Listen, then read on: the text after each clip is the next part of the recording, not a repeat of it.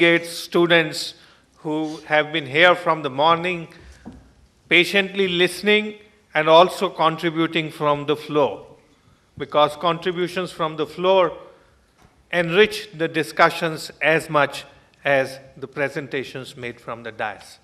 Now, we had a lot of intellectual food. After some relaxation here around, you can just have a stroll or something.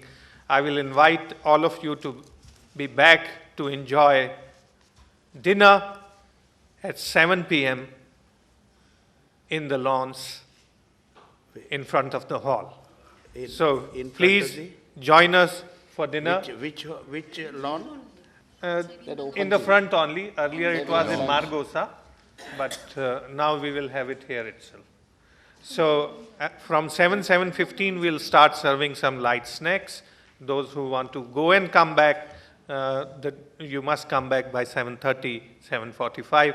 I invite you all to have a dinner with us where we can mingle more informally and exchange more ideas as well.